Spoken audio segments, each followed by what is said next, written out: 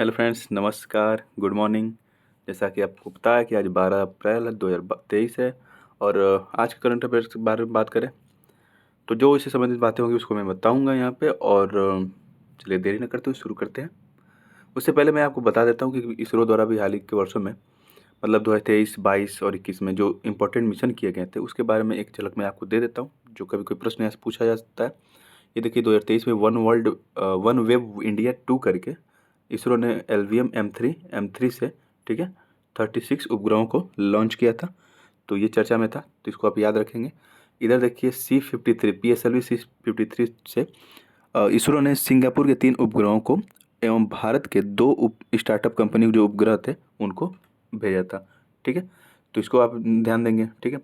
ऊपर से ये देखिए C54 है जो PSLV से ही लॉन्च किया गया था। इसमें भारत ने 8 नैनो उपग्रहों को, ठीक है, लॉन्च किया था। तो इस बात को भी आप ध्यान रखेंगे। ये EOS क्या है, तो अर्थ ऑर्बिटेशनल सैटेलाइट है, ठीक है। और अगर इधर इधर देखें EOS जो 03 था, ये पृथ्वी के उपलोकन उपग्रह जो भारत ने भेजा था ये असफल हो गया था, ठीक है। इसको भी ध्यान रखेंगे। तो ये लिस्ट है उनकी, आप बाकी देख लेंगे। तो आइए आगे चलता हूँ। उससे पहले कि मैं प्रश्न शुरू करने से पहले मैं UPPCSG का एक प्रश्न दे रहा हूँ यहाँ पे, जिसका आंसर मैं आपको वीडियो के एंड में दूंगा, ठीक है, लास्ट में। तो प्रश्न था कोविड-19 महामारी के समय सफरिंग इन साइलेंस शीर्षक से नाइजर की दुर्दशा को दर्शाने वाली रिपोर्ट को किस संस्था ने जारी किया था, यही प्रश्न है आपका। तो इसका सही जवाब मैं वीडियो के लास्ट में दूंगा। और ये UPPCSG 2023 में जो एग्जाम हुआ था उसमें करंट अफेयर के तौर पर पूछा गया था। तो चलिए प्रश्नों की शुरुआत करते हैं। पहला प्रश्न है मानव अंतरिक्ष उड़ान का अंतर्राष्ट्रीय दिवस कब मनाया गया अभी हाल ही में? तो international day of human space flight, ठीक है।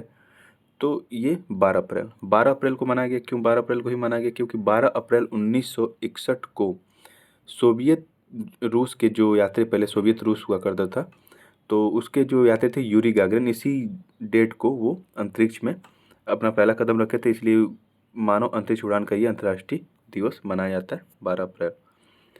अगला प्रश्न है हाल ही में किस पार्टी को राष्ट्रीय पार्टी का दर्जा मिला है? तो ये रहे आपके ऑप्शन, 4 पार्टी दी गई, CPIM, BSP, NPP एंड आप। तो इसका सही जवाब है आम आदमी पार्टी। आम आदमी पार्टी को राष्ट्रीय पार्टी का दर्जा भी दिया गया है। तो टोटल अब जाके 6 राष्ट्रीय पार्टी हो चुकी हैं। एक CPIM है, देखिए CPI और CPIM 2 पार्टियाँ हैं, ठीक है। एक कम्युनिस्ट पार्टी ऑफ इंडिया है और एक communist party of India Marxist है, ठीक है। तो इसमें कन्फ्यूज नहीं होंगे।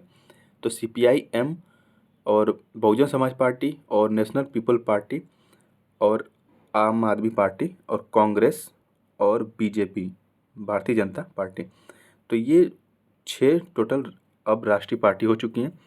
अभी आम आदमी पार्टी को देखें तो ये दिल्ली में तो था ही, पंजाब में भी इसकी सरकार आ गई है, गुजरात में भी ये काफ़ी वोट लेकर आया और अभी गोवा का भी चुनाव हुआ था, वहाँ पे भी इनकी मतलब पार्टी जीती है, ठीक है। तो इस तरह से ये चर्चा में था। तो कुल 6 राष्ट्रीय पार्टी हो गई है आम आदमी पार्टी को मिला के, ठीक है। चुनाव आयोग किसी पार्टी को राष्ट्रीय पार्टी कब घोषित करता है? तो उसकी शर्तें हैं वो 4 या अधिक राज्यों में राज्य स्तरीय पार्टी का दर्जा प्राप्त कर चुका हो। जैसे मैंने बताया ये दिल्ली में भी राज्य स्तरीय पार्टी बन चुकी है आप, और पंजाब में भी बन चुकी है, गुजरात में भी बन चुकी है और गोवा में भी बन चुकी है।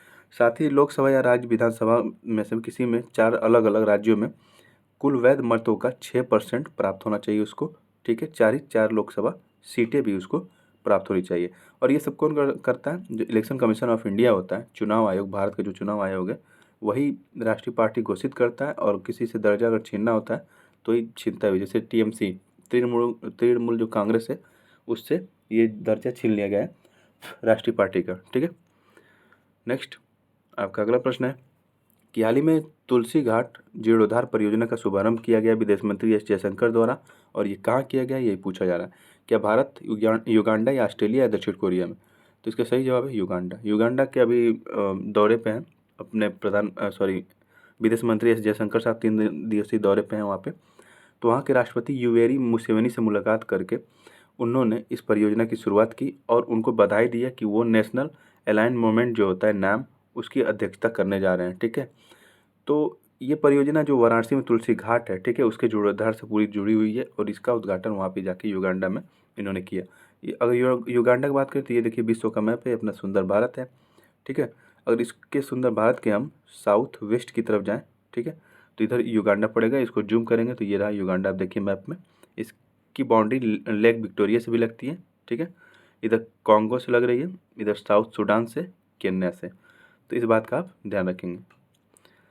तो नेक्स्ट आपका अगला प्रश्न है, ऐसे ही चलते चलते मैं बता दे रहा हूँ इसको, कि अभी ऑपरेशन कुकी मॉन्स्टर चलाया जा रहा था। तो ऑपरेशन कुकी मॉन्स्टर किससे संबंधित है? तो ये साइबर क्राइम को रोकने से संबंधित है। विश्व की जो तमाम पुलिस एजेंसी हैं, ठीक है, विश्व की जो तमाम पुलिस एजेंसी हैं, वो सब मिल के, FBI भी है साथ में, वो सब मिल के ऑपरेशन कुकी मॉन्स्टर चला रहे हैं, जो साइबर क्राइम को रोकने से संबंधित है। नेक्स्ट अगली न्यूज़ है कि वर्ल्ड फर्स्ट कंजर्वेशन, जैसे कि महाराजगंज में, जो उत्तर प्रदेश का महाराजगंज है, वहाँ पे विश्व का पहला एशियाई किंग गिद्ध संरक्षण केंद्र बनाया जा रहा है, ठीक है। तो एशियाई किंग जो गिद्ध होता है उसको हम जटायु कहते हैं, ठीक है। ये देखिए जटायु, ये मैं कुछ ऐतिहासिक पिक्चर उठा लिया हूँ, जो रावण ने जटायु जी के पंख को काट दिया था जब ये सीता हरण करके ले जा रहा था, तो जटायु जी उसको बीच में रोक रहे थे, तो इसको पंख को काट दिया था। तो इन्हीं के नाम पे, जटायु के नाम पे, एशियाई किंग गिद्ध संरक्षण केंद्र बनाया जा रहा है महाराजगंज में, ठीक है। महाराजगंज उत्तर प्रदेश में, ओके। नेक्स्ट क्वेश्चन है, हाल ही में केंद्रीय पर्यावरण मंत्री भूपेंद्र यादव ने अरावली ग्रीन वॉल प्रोजेक्ट को कहाँ से प्रारंभ किया? ये आपका प्रश्न है। तो इसका सही जवाब है हरियाणा। हरियाणा से अरावली ग्रीन वॉल प्रोजेक्ट शुरू किया गया। मैं आपको ये प्रश्न बार बार बता चुका हूँ, ठीक है। ये प्रोजेक्ट देखिए गुजरात, राजस्थान होते हुए, हरियाणा होते हुए दिल्ली जाएगा, लेकिन इसकी शुरुआत पूछेगा तो हरियाणा से की गई है, ठीक है। और ये प्रोजेक्ट आपको मैं बता दूं, जो अफ्रीका कॉन्टिनेंट है वहाँ से ये इंस्पायर्ड है, ठीक है। तो अंतर्राष्ट्रीय वन दिवस के उपलक्ष्य में हरियाणा के टिकरी गांव से इन्होंने ये प्रोजेक्ट शुरू किया, ध्यान दीजिएगा। नेक्स्ट न्यूज है आपका कि गोवा में एक नेत्रावली वाइल्ड लाइफ सेंचुरी पूछ दिया। अगर नेत्रावली वाइल्ड लाइफ सेंचुरी कहाँ है, तो गोवा में है, ठीक है। ये रहा गोवा। गोवा आपको देखिए इधर ऊपर महाराष्ट्र है नॉर्थ में, और जैसे इसके साउथ में कर्नाटका है। तो यहाँ पे मिलेगा आपको नेत्रावली वाइल्ड लाइफ सेंचुरी। यहाँ पे एक जो ब्लैक पैंथर, ठीक है, ब्लैक पैंथर है, उसको रेस्क्यू किया गया, बचा के यहाँ पे नेत्रावली वाइल्ड लाइफ सेंचुरी में छोड़ा गया। तो नेत्रावली वाइल्ड लाइफ सेंचुरी चर्चा में था, इसलिए बता दिया। नेक्स्ट, राष्ट्रीय जीनोम रणनीति प्रारंभ करने की घोषणा किस देश ने की है? तो ये रहे आपके ऑप्शन, और इसका सही जवाब है UAE, संयुक्त अरब अमीरात। इसने जीनोम रणनीति को राष्ट्रीय स्तर पर शुरू करने की घोषणा की है, ठीक है। जीनोम होता क्या है? जीनोम एक तरह से, जैसे कि मानव जो बॉडी है वो पूरी तरह से जीनोम से बनी हुई है। और जानवरों की बताएं तो जानवरों का अलग जीनोम होता है, मानव का अलग जीनोम होता है, ठीक है। जीनोम में ही आपको क्रोमोजोम मिलेंगे। जीनोम एक बड़ी संकल्पना है, उसमें आपको क्रोमोजोम मिलेंगे, यानी गुणसूत्र मिलेंगे, गुणसूत्र में आपको जीन मिलेंगे, ठीक है। तो ये इसका स्ट्रक्चर होता है। तो इसको राष्ट्रीय स्तर पे एक रणनीतिक तौर पे अध्ययन किया जाएगा। तो ये किसने शुरू किया है? तो ये संयुक्त अरब अमीरात ने शुरू किया है, ठीक है। देखिए यूनाइटेड अरब अमीरात लॉन्च नेशनल जीनोम स्ट्रेटजी, ठीक है। तो ये है अपना सुंदर भारत। अगर इसके हम वेस्ट में जाते हैं, ठीक है, ये देखिए गल्फ ऑफ ओमान है, ये गल्फ ऑफ पर्सिया, यहीं पे है UAE, ठीक है। इसकी बाउंड्री ओमान से लग रही है, इधर सऊदी अरेबिया से लग रही है, और इधर है रेड सी, हिंद महासागर। नेक्स्ट आपका अगला प्रश्न है, क्वेश्चन फॉर्म में नहीं है लेकिन इम्पोर्टेंट है। पहली बार किसी तरल ईंधन वाले रॉकेट को, ठीक है, ऑर्बिट में लॉन्च किया गया एक निजी फर्म के द्वारा, ठीक है, वो भी चाइना की निजी फर्म है, ठीक है। ये चाइना की निजी कंपनी है जिसका नाम है स्पेस पायनियर, ठीक है, स्पेस पायनियर। इसने ये लिक्विड प्रोपेलेंट रॉकेट को लॉन्च किया, तो इसलिए ये न्यूज़ में थी। तो आप याद रखेंगे चाइना की फर्म एजेंसी है स्पेस पायनियर, उसने ये ऐसा करके दिखाया है, ठीक है। नेक्स्ट देखिए अभी जो मैंने क्वेश्चन दिया था शुरू में, उसका मैं जवाब यहाँ पे दे दे रहा हूँ कि सफरिंग इन साइलेंस, ठीक है, ये यूनिसेफ ने जारी किया था। सफरिंग इन साइलेंस जो नाइजर में कोविड महामारी के दौरान जो वहाँ की दुर्दशा हुई थी, उसको देखते हुए एक आर्टिकल जारी किया था, तो वो यूनिसेफ था, ठीक है। उसका सही जवाब है यूनिसेफ। मैंने जो शुरू में प्रश्न दिया था आपको, ये देखिए, ये प्रश्न है, कोविड-19 महामारी के समय सफरिंग इन साइलेंस शीर्षक से नाइजर की दुर्दशा को दर्शाने वाली रिपोर्ट का नाम, के रिपोर्ट किसने जारी की थी? तो वो यूनिसेफ ने जारी किया था, ठीक है। इस बात का आप ध्यान रखेंगे।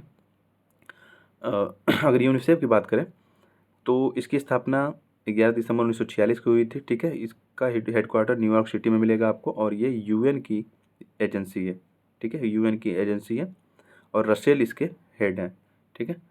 तो ये यूनाइटेड नेशन चिल्ड्रंस फंड इसको बोला जाता है। और अगर हम नाइजर की बात करें तो ये देखिए, ये अफ्रीका कॉन्टिनेंट का मैप है और यहाँ पे आपको दिखेगा नाइजर। ओके, तो आज की क्लास में फ़िलहाल इतना ही। वीडियो कैसी लगी आपको कमेंट बॉक्स में लिख के ज़रूर बताएं। Thank you. अगर वीडियो अच्छी लग रही हो तो लाइक शेयर सब्सक्राइब कर सकते हैं। धन्यवाद।